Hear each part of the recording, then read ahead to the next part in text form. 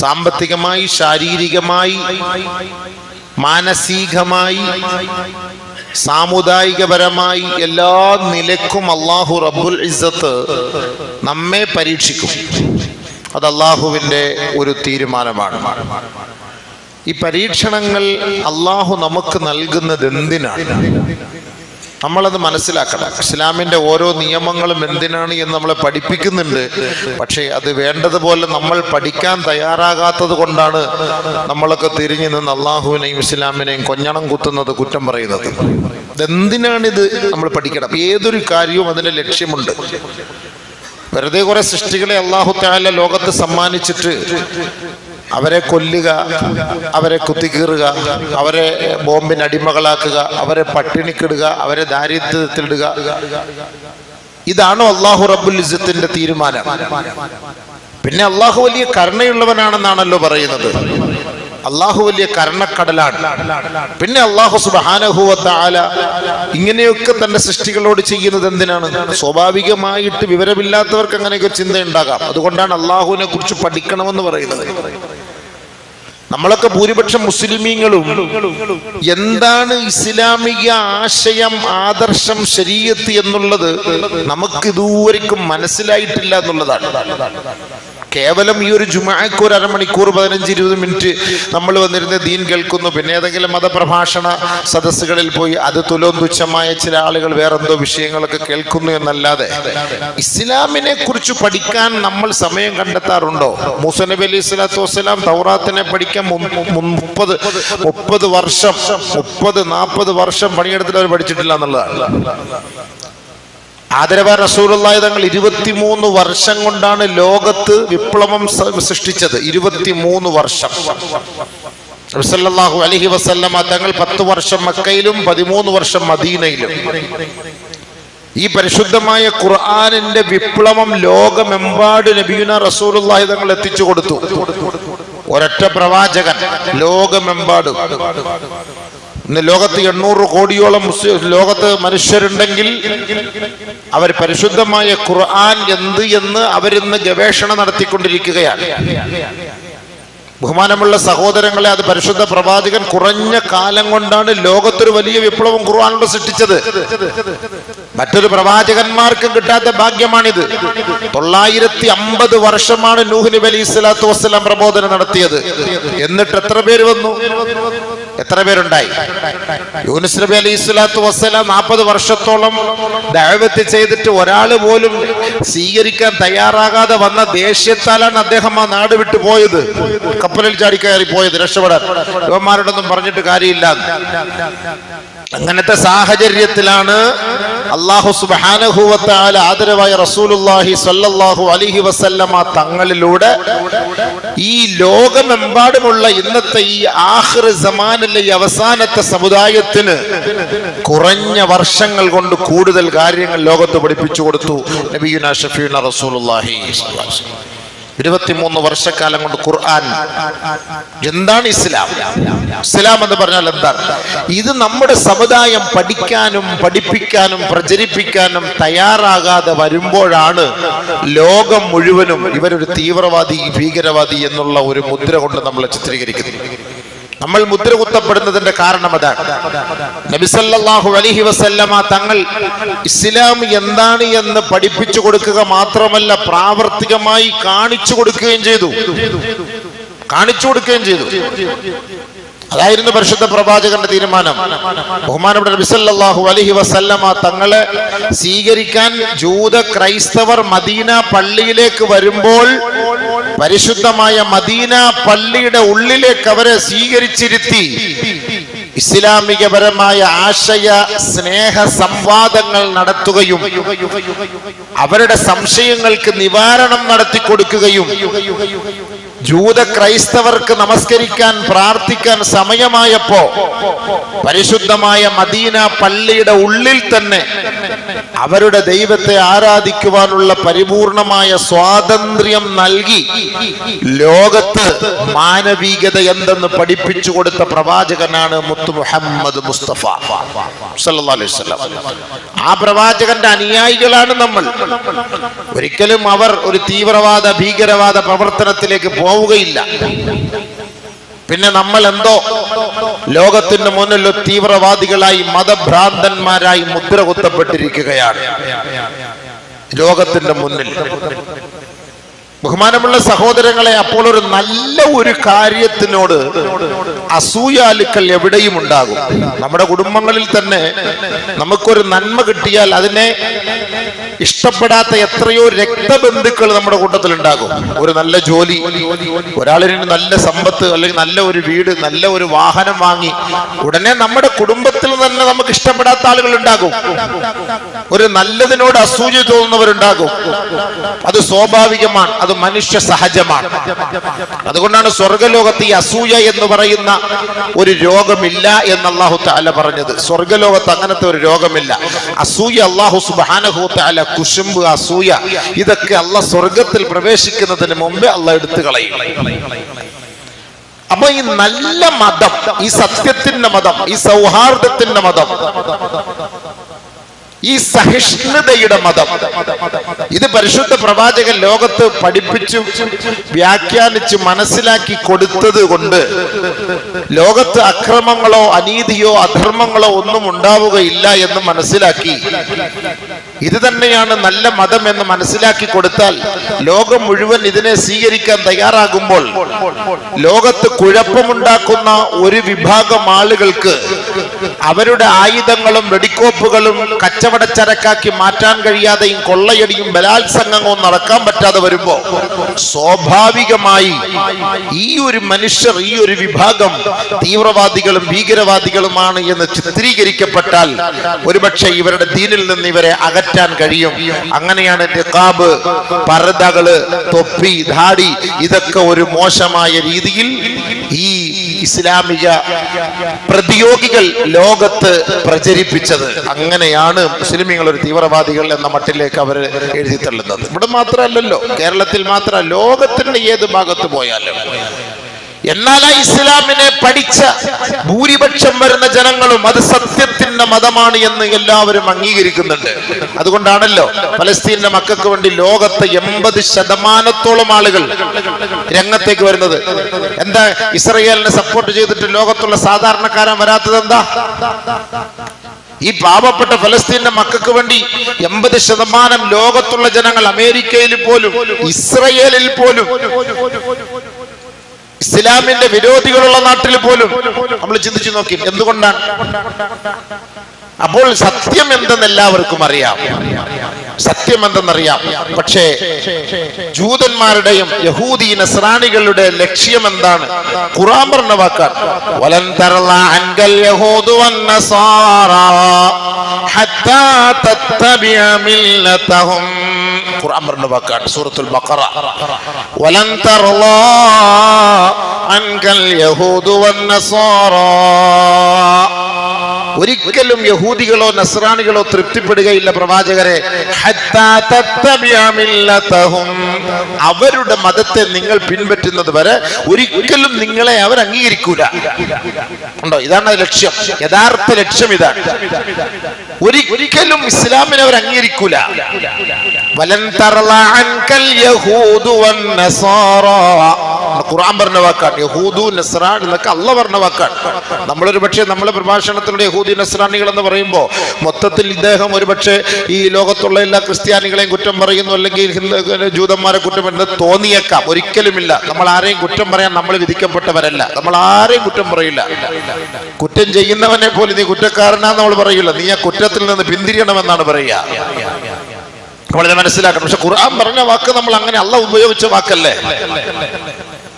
യാ അയ്യുഹല്ലദീന ആമനൂ ലാ തത്തഖിദുൽ യഹൂദ വന്നസാറ ഔലിയാ. അല്ലാഹ് പ്രത്യേകം പറഞ്ഞ വാക്ക് ഖുർആനകത്ത്. അല്ലാഹ് പറഞ്ഞത് നമുക്ക് മാറ്റിമറിച്ച് സാഹചര്യത്തിനൊത്തൊന്നും നമുക്ക് സംസാരിക്കാൻ പറ്റൂലല്ലോ. ഖുർആൻ പറഞ്ഞ വാക്കെന്താ? യാ അയ്യുഹല്ലദീന ആമനൂ ലാ തത്തഖിദുൽ യഹൂദ വന്നസാറ ഔലിയാ ബഅ്ദുഹും ഔലിയാഉ ബഅദ് ജൂതനസ്രാണികളോടൊപ്പം നിങ്ങൾ വലിയ സഹവാസമൊന്നും വേണ്ട കേട്ടോ എന്ന് നമ്മൾ പറയുമ്പോൾ സ്വാഭാവികമായിട്ട് നമ്മളിപ്പോ ക്രിസ്ത്യാനികളോടോ അല്ലെങ്കിൽ നമ്മുടെ നാട്ടിലുള്ള ജൂതന്മാരോടോ നല്ല, ഇതിൽ ഏറ്റവും വർഗീയ വിഷങ്ങളുള്ള വിഷജന്തുക്കൾ, വിഷവിത്തുകൾ ഇസ്ലാമിനോടോ മനുഷ്യരോടോ മാനവികതയോടോ താല്പര്യമില്ലാത്ത ഒരു വിഭാഗം തീവ്രതയുടെ മുൾമുനയിൽ നിൽക്കുന്നവർ എന്ന് വേണം ഇതിനർത്ഥം നമ്മൾ വെക്കാൻ. അല്ലാതെ സാധാരണക്കാരനായ ഒരു ക്രിസ്ത്യാനിയെ ഒരു ജൂതനോട് സഹവസിക്കരുത് എന്ന് നമ്മൾ ചിത്രീകരിച്ചു പോകരുത്. അങ്ങനെയല്ല ഇതിന്റെ അർത്ഥം, അങ്ങനെയുള്ള മനസ്സിലാക്കാൻ പാടില്ല. അങ്ങനെയാണ് ഒരു ക്രിസ്ത്യാനിയെ നമുക്ക് കണ്ടാലോ അവന് കൈ കൊടുക്കാനോ അല്ലെങ്കിൽ അവന്റെ ക്ഷണം സ്വീകരിക്കാനോ ഒന്നും പറ്റാതെ വരും. അങ്ങനെയല്ല പറഞ്ഞു വന്നതിന്റെ ആശയം.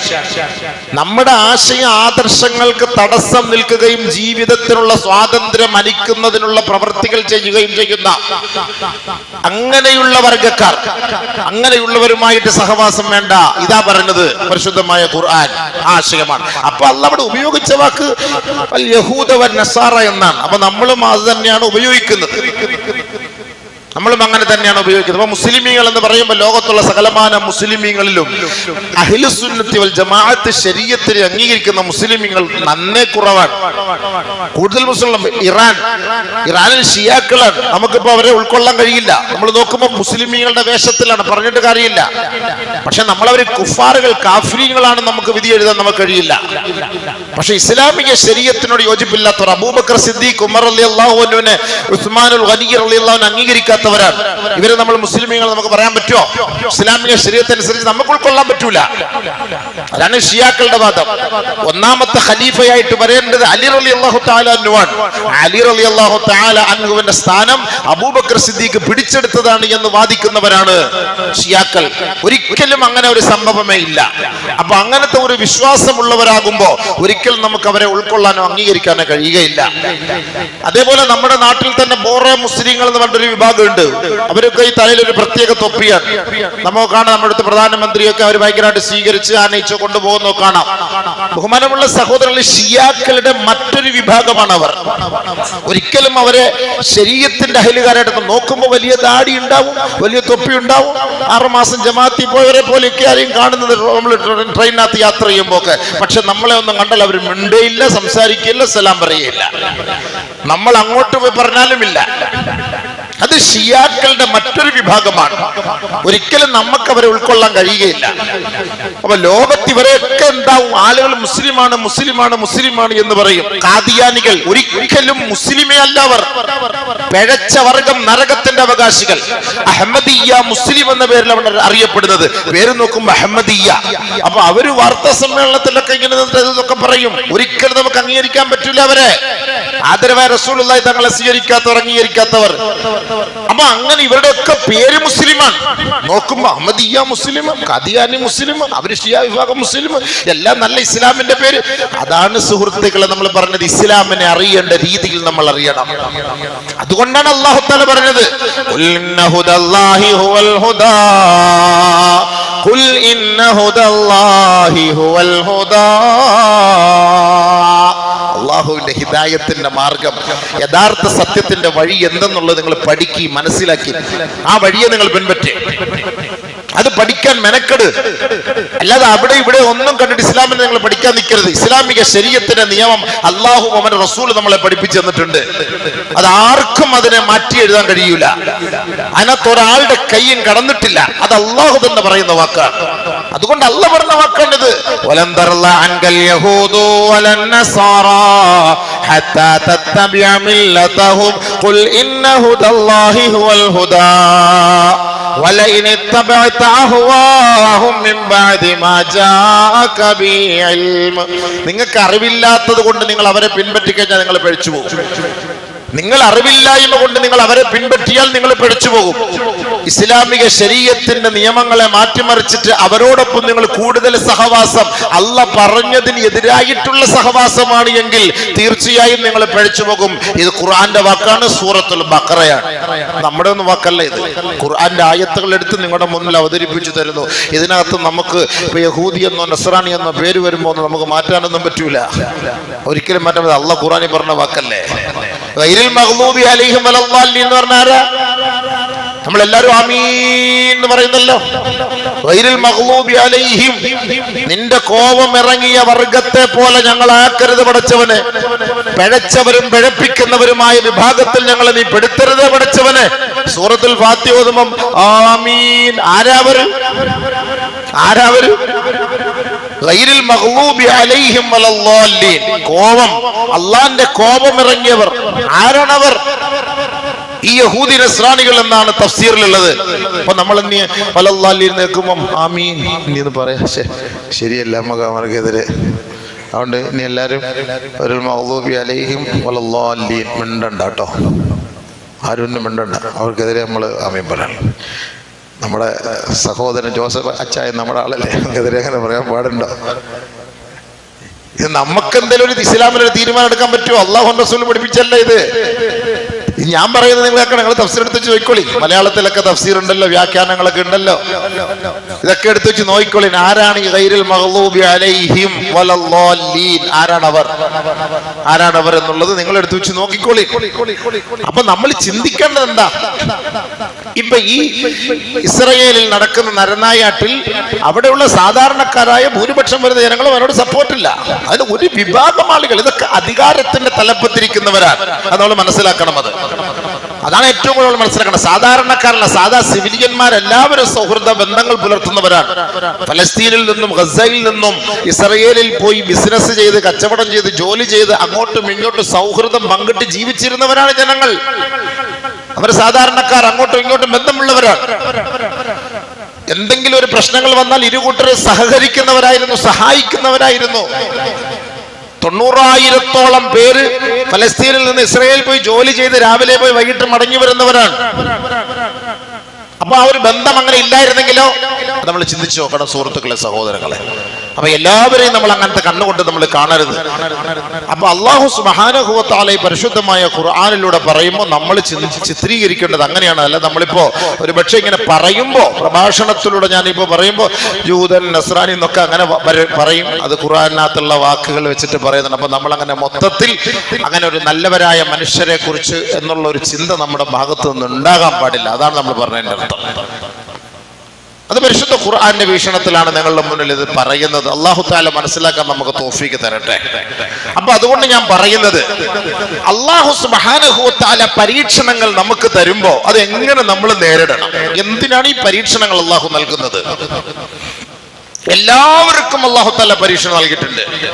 നബിയുനാ റസൂലുള്ളാഹി തങ്ങളോട് ചോദിച്ചിട്ടുണ്ട്, അയ്യുന്നാസി അശദ്ദു ബലാഅൻ യാ റസൂലല്ലാഹ്, നബിയേ ഏറ്റവും കൂടുതൽ പരീക്ഷണങ്ങൾ ആർക്കാണ് ഹബീബേ? ഏറ്റവും വലിയ മുസീബത്തുകൾ ആർക്കായിരുന്നു നബിയേ? ഖാല റസൂലുള്ളാഹി സ്വല്ലല്ലാഹു അലൈഹി വസല്ലം, അല്ലാഹുവിന്റെ റസൂൽ പറഞ്ഞു, അൽ അംബിയാ. ലോകത്തെ ഏറ്റവും വലിയ പരീക്ഷണം അമ്പിയാക്കൾക്കായിരുന്നു, പ്രവാചകന്മാർക്കായിരുന്നു. അവരനുഭവിച്ചതുപോലുള്ള ത്യാഗം ഇന്നത്തെ ഫലസ്തീന്റെ മക്കൾ അനുഭവിക്കുന്നില്ല. അവരനുഭവിച്ചതുപോലുള്ള ത്യാഗം സാധാരണക്കാരായ നമ്മളൊന്നും അനുഭവിച്ചിട്ടില്ല. ഒരുപാട് പ്രവാചകന്മാരെ വേദനിപ്പിച്ചവരാണ്, കീറിമുറിച്ചവരാണ്, രണ്ട് കഷണമാക്കി മാറ്റിയവരാ. അതുകൊണ്ട് അല്ലാഹുവിന്റെ റസൂലിനോട് പ്രവാചകന്മാരെ കുറിച്ച് ചോദിച്ചപ്പോ പറഞ്ഞത്, ഏറ്റവും കൂടുതൽ ലോകത്ത് പരീക്ഷണത്തിന് വിധേയരായവർ അൽ അംബിയാ, അംബിയാക്കളാണ്, പ്രവാചകന്മാരാണ്. അവരപ്പൊ നമ്മളൊക്കെ കരുതും, പ്രവാചകനാണല്ലോ, അല്ലാഹ് ഇത്രയും സുഖവും പ്രവാചകത്വവും നൽകി, നബുവത്ത് നൽകി, എല്ലാ സുഖ സൗകര്യങ്ങളും നൽകപ്പെട്ട വ്യക്തിയാണ് എന്ന് ധരിക്കണ്ട. അല്ലാഹു സ്വർഗത്തിൽ ഉന്നതമായ പദവികൾ നൽകും, അത് ഉറപ്പാണ്. അവർക്ക് സ്വർഗത്തിൽ ഉയർന്ന ദർജയാണ്, യാതൊരു സംശയമില്ല. പക്ഷെ അതുകൊണ്ട് ദുനിയാവിൽ അവർക്ക് പരീക്ഷണങ്ങൾ നേരിടാതിരിക്കുകയില്ല. നമ്മളൊക്കെ എന്താ വിചാരിച്ച്, നമ്മളൊക്കെ മുസ്ലിങ്ങളായിരുന്നിട്ട് നമ്മൾ ദുആ ചെയ്തിട്ട് അല്ലാഹ് സ്വീകരിക്കുന്നില്ല, അല്ലെങ്കിൽ നമ്മൾ ഇത്രയും നോമ്പെടുക്കുന്നു, ഇത്രയും ഖുർആൻ ഓതി, ഇത്ര ഖത്ത ഓതി, 2 കോടി സലാത്ത് ചൊല്ലി, എന്നിട്ടൊന്നും. ഇപ്പൊ പ്രവാചകന്മാരുടെ അവസ്ഥയോ? ഇപ്പൊ പ്രവാചകന്മാരുടെ അവസ്ഥ എന്താ? ഇപ്പൊ പ്രവാചകന്മാരുടെ കാര്യം എന്താ? അതെന്താ ഇപ്പൊ ചിന്തിക്കാത്തത്? പ്രവാചകന്മാർ പോയി കണക്ഷൻ. അതുകൊണ്ട് അല്ലാഹു തആല ഖുർആനിൽ പറഞ്ഞു, ഈ മുസീബത്തുകൾ അല്ലാഹു നൽകിയത് ഒന്ന് സബ്റിനെ പരീക്ഷിക്കാനാണ്, ക്ഷമയെ പരീക്ഷിക്കാനാണ് അല്ലാഹു ഈ മുസീബത്ത് തരുന്നത്. നല്ലപോലെ ശ്രദ്ധിക്കണേ, ക്ഷമയെ പരീക്ഷിക്കാനാണ്. ഈ ഒരു സാധനമാണ് നമുക്കില്ലാത്തത്.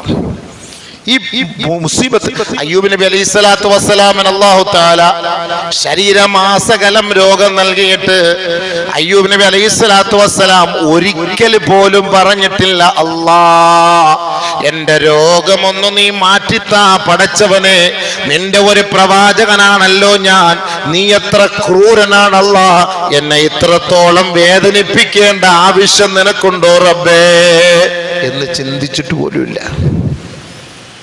നമുക്ക് ഇച്ചിരി കൊറോണ വന്നപ്പോൾ ഒടുക്കത്തെ ഒരു കൊറോണ വന്ന് എല്ലാം പോയി, കലവും പോയി, കച്ചവടവും പോയി, നല്ലതാണ്. ഒടുക്കത്തെ ഒരു രോഗം വന്ന്, ഒടുക്കത്തെ ഒരു മുസീബത്ത്, ഒരു ചുമ പിടിച്ചിട്ട് 6 മാസം കൊണ്ട് ഇനി കയറിയിറങ്ങാൻ ഒരു ഹോസ്പിറ്റലില്ല. ഒടുക്കത്തെ ചുമ. തിന്നുന്നുണ്ട് ചുമ വന്നാലും, കുടിക്കുന്നുണ്ട് ചുമ വന്നാലും, വാട്സപ്പിൽ കളിക്കുന്നുണ്ട് ചുമ വന്നാലും, കറങ്ങാൻ പോകുന്നുണ്ട് ചുമ വന്നാലും, 5-6 പ്രാവശ്യം ഒന്ന് വെക്കുന്നതാണ് അദ്ദേഹത്തിന് പറ്റാത്തത്. ഉടനെ അള്ളാഹയോട് പരാതിയായി. ഇതൊരു മുസീബത്താ. അപ്പൊ ഉടനെ നമ്മളെ വിഷയം എന്താ? നമുക്ക് അള്ളാഹയോട് പരാതി. അയ്യൂബ് നബി അലൈഹി സ്വലാത്തു വസ്സലാമിന്റെ വ്രണം ശരീരമാസകലം വ്രണമാണ്, മൊത്തത്തിൽ പുഴുവരിക്കുന്നു. അല്ലാ നീ എത്ര കരുണയുള്ളവനാണ്, കാരുണ്യവാനാണ് പടച്ച റബ്ബേ. അവസാനം കയറി ഹാർട്ടിൽ പിടിച്ചു, കൽബിൽ കയറി പിടിച്ചപ്പോഴാണ് അല്ലാഹുവേ ഇന്നി മസ്സനിയല്ലുറു വ അൻത അർഹമുർ റഹീമീൻ. കൽബിൽ കയറി പിടിച്ചപ്പോ അല്ലാഹുവുമായുള്ള കണക്ഷൻ നിന്നു പോകുമെന്ന് മനസ്സിലാക്കിയ അയ്യൂബ് നബി അലൈഹിസ്സലാത്തു വസ്സലാം പറഞ്ഞു, അല്ലാ എനിക്ക് ഇപ്പോഴാണ് രോഗം പിടിപെട്ടത് പടച്ചവനെ, നീ കരുണയുള്ളവനാണ് നാഥാ. 80 വർഷം മക്കളില്ലാതിരുന്ന ഇബ്രാഹിം നബി നിരാശപ്പെട്ടില്ല. 80 വർഷത്തോളം നരച്ചുപോയ ബഹുമാനപ്പെട്ട സക്കരിയ നബി മക്കളില്ലാതെ കഷ്ടപ്പെട്ടപ്പോ സക്കരിയ നബി പോലും അള്ളാഹുവിനോട് നിരാശയുടെ ഒരു വാക്ക് പറഞ്ഞില്ല. ബഹുമാനപ്പെട്ട സക്കരിയ നബി പോലും പറഞ്ഞത്, അല്ലാ എനിക്ക് വയസ്സിത്രയായി, ഞാനാകെ നരച്ചുപോയി, എന്റെ ശരീരമാകെ ശോഷിച്ചുപോയി, ഞാൻ ബലഹീനനായി, എന്റെ ഭാര്യയും മന്ദിയാണ്, പ്രസവിക്കാത്തവളാണ്. ഞാൻ എന്റെ ദുആ നിന്നോടുള്ളത് ഞാൻ നിർത്തൂല റബ്ബേ, നിർത്തൂല എന്ന് പറഞ്ഞാല് എനിക്ക് നിന്നോടൊരു നിരാശയുമില്ല അല്ലാ. ഇതായിരുന്നു പ്രവാചകന്മാര്. അപ്പൊ നമ്മളൊക്കെ കരുതുമ്പോൾ പ്രവാചകന്മാർക്ക് പരീക്ഷണം ഇല്ലാതല്ല, ഭയങ്കര പരീക്ഷണങ്ങൾ ഉണ്ടായിരുന്നു. അല്ലാഹുവിന്റെ റസൂൽ സല്ലല്ലാഹു അലൈഹി വസല്ലമ തങ്ങള് ഭക്ഷണം കഴിക്കാതെ, കിട്ടാനില്ലാതെ, ഗതിയില്ലാതെ 3 വർഷത്തോളം ശിഅബ് അബീ താലിബിൽ ഉപരോധം ഏർപ്പെട്ട് കിടന്നില്ലേ? അള്ളാന്റെ റസൂൽ രാത്രി എത്രയോ ദിവസങ്ങള് മഹദിയായ ആയിഷ റളിയല്ലാഹു തആല റിപ്പോർട്ട് ചെയ്യുന്ന ഹദീസിൽ കാണാം, അള്ളാഹുവിന്റെ പ്രവാചകൻ കാല് ചുരുട്ടി വെച്ച്, വയറ് ചേർത്ത് വെച്ച് എത്രയോ ദിനരാത്രങ്ങളിൽ കിടക്കുമായിരുന്നു. എന്തേ കാരണം? നബിയുനാ റസൂലുള്ളാഹി തങ്ങളുടെ വിശപ്പടക്കാനുള്ള ഭക്ഷണമില്ല, അതാണ് കാരണം. ചുരുണ്ടുകൂടി കിടക്കുമായിരുന്നു, വയറ് വേദനയെടുത്തിട്ട് ഭക്ഷണം കഴിക്കാനില്ലാതെ. ഒരിക്കൽ തന്റെ പൊന്നുമോള് ഫാത്തിമ ബീവി നബി തങ്ങളുടെ മുന്നിലേക്ക് കടന്നു വരുന്നു, ഒട്ടിയ വയറുമായി. എത്രത്തോളം എന്ന് വെച്ചാൽ നട്ടലിനോട് ചേർന്ന് ഒട്ടി നിൽക്കുന്ന രംഗം കണ്ട് നബി തങ്ങളുടെ കണ്ണുപോലും നിറഞ്ഞുപോയി. ഒന്നും കഴിക്കാനില്ലാതിരുന്നിട്ട് പോലും, അല്ലാ നീ അഹ്ലു ബൈത്തുകളായ ഞങ്ങളോട് കരുണയില്ലാത്തവനായി പോയല്ലോ അല്ലാ എന്ന ഒരു വാക്ക് അവരുടെ ഭാഗത്ത് നിന്ന് വന്നിട്ടില്ല. പരീക്ഷണം ഇല്ലെന്നാണ് പറഞ്ഞത്. ഫാത്തിമ ബീവിക്ക് ഗർഭം ധരിച്ചിരുന്ന സമയത്ത് അലി റളിയല്ലാഹു അൻഹുവിനോട് പറഞ്ഞു, മഹാനവറുകളെ എനിക്കൊരു റുമ്മാമ്പഴം കിട്ടിയാൽ കൊള്ളാം. സ്വാഭാവികമായിട്ട് ഗർഭിണിയായിരിക്കുമ്പോ നമ്മുടെ ഭാര്യമാർക്ക് മക്കൾക്ക് എന്തെല്ലാം ആവശ്യങ്ങളാ ഉണ്ടാവുക. മഹാനായ അലി റളിയല്ലാഹു അൻഹു പോയി ഒരു ജൂതന്റെ പുരയിടത്തിൽ വിളപ്പിൽ പോയി പണിയെടുത്തിട്ട് അവര് കൊടുത്ത അന്നത്തെ കൂലി റുമ്മാമ്പഴമാണ്. കണ്ട, അവിടെയും പോയി ജൂതന്റെ പുരയിടത്തിലാ പോയത്. നമ്മൾ ചിന്തിക്കണം. അപ്പൊ അവരുമായിട്ട് കണക്ഷൻ നല്ലതുണ്ടായിരുന്നല്ലേ എന്റെ അർത്ഥം. അതാണ് നമ്മൾ മനസ്സിലാക്കേണ്ടത്. അപ്പൊ ഒരു വിഭാഗം ക്രൂരന്മാരാണ്, അത് നമ്മൾ മനസ്സിലാക്കണം. നബി സല്ലല്ലാഹു അലൈഹി വസല്ലം തങ്ങൾ മക്കയിൽ നിന്ന് മദീനയിൽ വന്നപ്പോൾ ജൂതന്മാരുമായിട്ടുള്ള ഉടമ്പടികൾ അല്ലാഹു റസൂൽ പറഞ്ഞത് എന്താ? അവർ നമ്മുടെ സമുദായത്തിൽപ്പെട്ടവരാണ്, നമ്മുടെ സഹോദരങ്ങളാണ്. ക്രിമിനൽ വാദികൾ ഒഴികെ നബി തങ്ങൾ പറഞ്ഞ വാക്കതാണ്. ക്രിമിനൽ കുറ്റം ചെയ്യുന്നവൻ ഒഴികെ അവർ നമ്മുടെ സുഹൃത്തുക്കളാണ്. അവർ പറഞ്ഞ വാക്കതാണ്. ക്രിമിനൽ കുറ്റം ചെയ്താൽ അവന് ഞങ്ങൾ കൈകാര്യം ചെയ്യും. അതാണ് പറഞ്ഞു വന്നതിന്റെ ആശയം. അല്ല എല്ലാവരും ജൂതന്മാരെ മൊത്തത്തിൽ അങ്ങനെ ആക്ഷേപിക്കല്ല, നസ്രാണികളെ മൊത്തത്തിൽ അങ്ങനെ ആക്ഷേപിക്കല്ല. ലോകത്ത് ഏറ്റവും കൂടുതൽ ജൂതന്മാരെ കൊന്നൊടുക്കിയത് നസ്രാണികളാ, മുസ്ലിങ്ങളൊന്നുമല്ല. മുസ്ലിങ്ങളല്ല, പല രാഷ്ട്രങ്ങളും പിടിച്ചടക്കിയത് നസ്രാണികളാ, മുസ്ലിങ്ങളുമല്ല. ചരിത്രം പഠിക്കും. നിങ്ങളൊക്കെ ഇപ്പൊ എല്ലാ വിദ്യാഭ്യാസ വിചക്ഷണരാണല്ലോ, വിദ്യാസമ്പന്നരാണല്ലോ. ഇപ്പം ഇവരെല്ലാം അമർത്തിയാൽ മതി, മൊത്തത്തിൽ ഒന്ന് ചരിത്രം പഠിക്കുക. നമ്മളെ തീവ്രവാദി ഭീകരവാദി നമ്മുടെ കാക്കാമാർക്ക് ഇറച്ചിയും മീനും വിൽക്കാൻ മാത്രം അറിയാതൊന്ന് പഠിക്കും. മക്കളെങ്കിലും ഇനിയെങ്കിലും ഒന്ന് പഠിപ്പിക്കും. പഠിച്ചു വളർന്നത് തലതിരിഞ്ഞാ വരുന്നത്. അതാ രസം. യഥാർത്ഥത്തിലുള്ള നല്ല രീതിയിലല്ല പഠിക്കുന്നത്. വരുന്ന സാധനമൊക്കെ പഠിച്ചു വരുമ്പം തൊപ്പി ഇട്ടുകൊണ്ട് പഠിക്കാൻ പോകുന്നതിന് തൊപ്പി വേണ്ടെന്ന് പറയും. ദാടി വെച്ചോണ്ട് പഠിക്കാൻ പോകുന്നത് ദാടി വേണ്ടാന്ന് പഠിച്ചു വരികയാണ്. നിഖാബ് ഇട്ടുകൊണ്ട് പഠിച്ചോണ്ട് പോകുന്ന പെണ്ണ് അത് വേണ്ടാന്നും പറഞ്ഞിട്ട് ആ കോലത്തിലാണ് പഠിത്തം വരുന്നത്. പിന്നെ അങ്ങനെ സംഭവം ഹലാലായ രീതിയിൽ പഠിപ്പിക്കും. ഇസ്ലാമിന്റെ യഥാർത്ഥ ശൈലി പഠിപ്പിക്കും. ലോകത്തിന്റെ അവസ്ഥ മനസ്സിലാക്കി കൊടുക്കും. എങ്ങനെയാണ് ഇസ്ലാം പ്രചരിച്ചു വന്നതെന്നും ക്രൈസ്തവത വന്നതെന്നും ജൂദായിസം വന്നതെന്നും പഠിക്ക്. എല്ലാത്തിലുണ്ടല്ലോ. നമ്മളെന്തിനാ വെറുതെ കുറ്റം പറയുന്നത് ഇസ്ലാമിനെ? അതുകൊണ്ട് നമ്മുടെ സമുദായമാണ് ഏറ്റവും കൂടുതൽ കുറ്റം പറയുന്നത് ഇസ്ലാമിനെ. അള്ളാഹു കാത്തിരക്ഷിക്കട്ടെ, ഹിദായത്ത് കൊടുക്കട്ടെ. അള്ളാഹ് ഹിദായത്ത് കൊടുക്കട്ടെ. ഇതാണ് നമുക്ക് മനസ്സിലാക്കേണ്ടത്. അപ്പം ബഹുമാനപ്പെട്ട പ്രവാചകന്മാരെ അഹ്ലു ബൈത്തുകളെയും അല്ലാഹ് പരീക്ഷിച്ചു, വലിയ രീതിയിൽ പരീക്ഷിച്ചു. ഖുർആൻ പറഞ്ഞ വാക്കാണ്, അംഹസിബതും അൻ തദ്ഖുലുൽ ജന്ന വലമ്മാ യാതികും മസലുൽ ലദീന ഖലൗ മിൻ ഖബ്ലികും മസ്സതുഹുൽ ബഅസാഉ വല്ലറാ وزلزلوا حتى يقول الرسول والذين آمنوا معه متى نصر الله ألا إن نصر الله قريب. പരീക്ഷണങ്ങൾ ബഹുമാനപ്പെട്ട പ്രവാചകന്മാർക്കും അഹ്ലു ബൈത്തുകൾക്കും ഒക്കെ ഉണ്ടായിട്ടുണ്ട്. മഹദിയായ ഫാത്തിമ റളിയല്ലാഹു തആല അൻഹാ ബഹുമാനപ്പെട്ട അലിയാർ തങ്ങളോട് പറഞ്ഞപ്പോൾ അലി റളിയല്ലാഹു അൻഹു റുമ്മാൻ പഴവുമായി കടന്നു വരുന്ന സമയത്ത് ഒരു പാവപ്പെട്ട ഒരു 2-3 കുഞ്ഞുങ്ങളെ ഒക്കത്ത് വെച്ചിട്ട് ഈ റുമ്മാൻ പഴം കണ്ടപ്പോ കുഞ്ഞുങ്ങൾ കരയുന്നത് കണ്ട് അടുത്തേക്ക് വന്നിട്ട് പറഞ്ഞു, എന്റെ മക്കള് പട്ടിണി കിടക്കുകയാണ്, വിശന്ന് വയറൊട്ടി കിടക്കുകയാണ്, കുടിക്കാനും കഴിക്കാനും ഒന്നുമില്ല. പെട്ടെന്ന് അലി റളിയല്ലാഹുവിന്റെ മനോമുഖരത്തിൽ തെളിഞ്ഞു വന്നു, അഹ്ലു ബൈത്തായ എന്റെ ഭാര്യ, അല്ലാഹുവേ എന്റെ ഭാര്യ അവൾ ഗർഭിണിയായിരിക്കുന്ന സമയത്ത് അവളുടെ ഒരു ആഗ്രഹമായിരുന്നു, പടച്ചവനെ അതിനേക്കാളും വലിയ ഒരു ഉത്തരവാദിത്തമാണ് എന്റെ മുന്നിൽ വന്നത്. വലത്തോട്ടും ഇടത്തോട്ടും നോക്കാതെ മഹാനായ അലി റളിയല്ലാഹു അൻഹു റുമ്മാൻ പഴം അവർക്ക് സമ്മാനിച്ചു. വെറും കൈയോടെ മടങ്ങി വരുന്ന അലിയാർ തങ്ങളെ കണ്ടിട്ട് ഫാത്തിമ ബീവിക്ക് വിഷമമില്ല, പ്രയാസമില്ല, ദുഃഖമില്ല. അലി റളിയല്ലാഹു തആല അൻഹു കാര്യം പറഞ്ഞു, ഇങ്ങനെയാണ് സംഭവിച്ചത് ഫാത്തിമ. ഉടനെ അലി റളിയല്ലാഹു തആല അൻഹുവിനോട് ഫാത്തിമ ബീവി പറഞ്ഞു, എനിക്ക് ഏറ്റവും കൂടുതൽ സന്തോഷകരമായ ഒരു ദിവസം ഇന്നാണ് മഹാനായ അലിയേ. എനിക്ക് ഏറ്റവും കൂടുതൽ ഇന്നത്തെ ദിവസമാണ് സന്തോഷം. ഞാൻ തിന്നതല്ല, ഞാൻ കഴിച്ചതല്ല, എനിക്ക് വിഷയമില്ല. ആ കുഞ്ഞു മക്കൾ കഴിച്ചു, എനിക്ക് കൊണ്ടുവന്ന് നിങ്ങൾ കൊടുക്കാതെ ഇങ്ങോട്ട് കൊണ്ടുവന്നിരുന്നെങ്കിൽ എനിക്ക് ഏറ്റവും വലിയ ദുഃഖം ഇന്നായിരുന്നു, എനിക്ക് ഏറ്റവും വലിയ സന്തോഷമായി. കണ്ണു നിറഞ്ഞ സന്തോഷമായി. അതാണ് ഒരു ഭാര്യ എന്ന് പറഞ്ഞാൽ. അങ്ങനെയായിരുന്നു ബഹുമാനപ്പെട്ട അഹ്ലു ബൈത്തുൽ അല്ലാഹു തആല പരീക്ഷിച്ചത്. അവ പരീക്ഷ അവർക്ക് ഉണ്ടാകാതിരിക്കുമോ? തീർച്ചയുണ്ടാകും. അയ്യുന്നാസി അശദ്ദു ബലാ അൽ അംബിയാഉ സുമ്മൽ അംസലു ഫൽ അംസലു. പിന്നീട് ഇങ്ങോട്ട് അവർക്ക് ശേഷം വരുന്നവർക്കാണ് അംബിയാക്കൾ, സാലിഹ സ്വഹാബാക്കൾ, ഔലിയാക്കൾ, താബിഈങ്ങൾ, തബഅ താബിഈങ്ങൾ, അയിമ്മത്തുൽ മുജ്തഹിദീങ്ങൾ, പിന്നെ സാധാരണക്കാരായ നമ്മളെ പോലുള്ളവർ, ഇവരെ എല്ലാം അല്ലാഹു പരീക്ഷിക്കും കേട്ടോ. യുബ്തലന്നാസു അലാ ഖദ്രി ദീനിഹിം, നമ്മുടെ ദീനിന്റെ തോതനുസരിച്ച്, ശക്തി അനുസരിച്ചാണ് അല്ലാഹു നമ്മളെ പരീക്ഷിക്കുക. ഫമൻ തഖുന ഫീ ദീനിഹി ഇഷ്ഫമൻ തഖുന ദീനുഹു ഇസ്തദ്ദ ബലാഉ.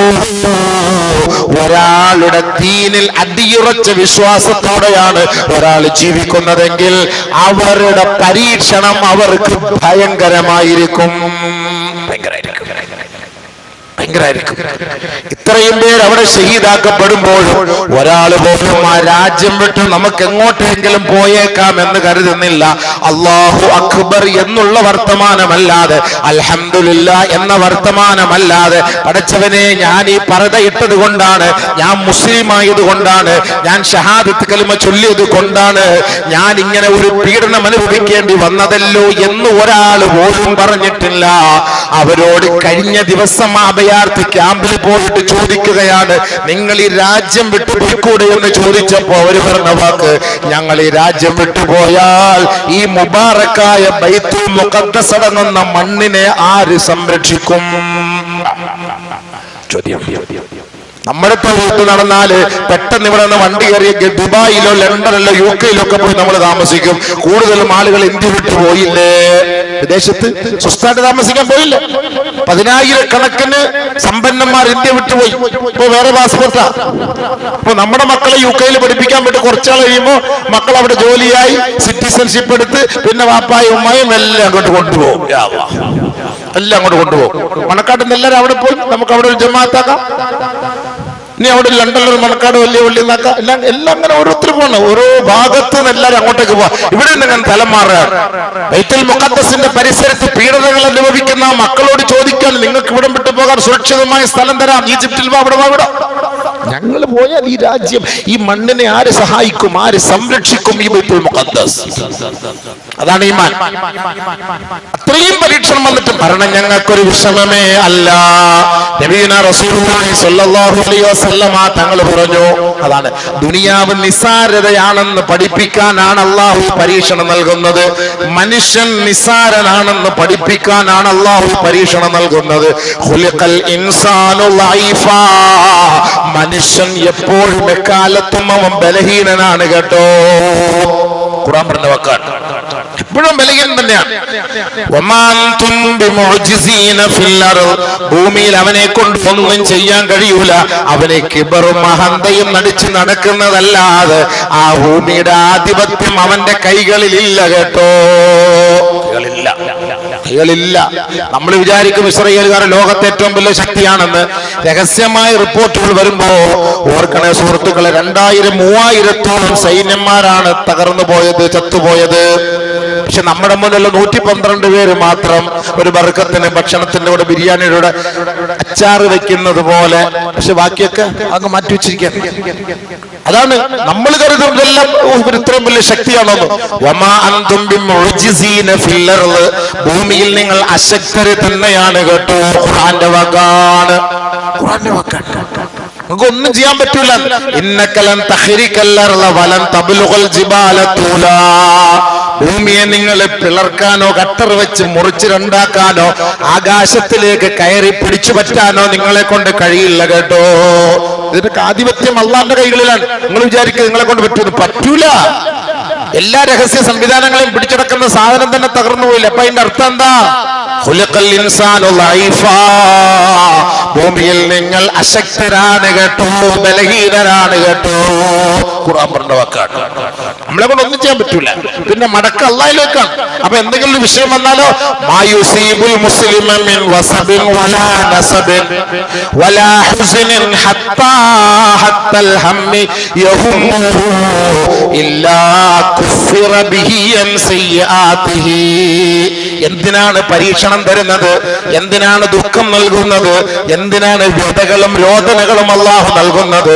അത് ഓർത്ത് ദുഃഖിച്ച് അള്ളാഹുവിനോട് നമ്മുടെ സങ്കടം പറഞ്ഞിട്ട് നമ്മുടെ പാവങ്ങൾ പൊരുത്തപ്പെടുന്ന വഴി തേടിയെടുക്കാനാണ് ഈ പ്രയാസം അല്ലാഹു നൽകുന്നത്. എപ്പോഴും സുഖലുലതയുടെ മടിത്തട്ടിൽ ജീവിച്ചാൽ ഒരിക്കൽ പോലും അള്ളാഹുവിനെ നമ്മൾ ഓർക്കുകയില്ല, ചിന്തിക്കുകയില്ല. അള്ളാഹുവിന്റെ കഴിവോ അവന്റെ കാരുണ്യമോ മനസ്സിലാക്കാൻ നമ്മൾ പരിശ്രമിക്കൂല.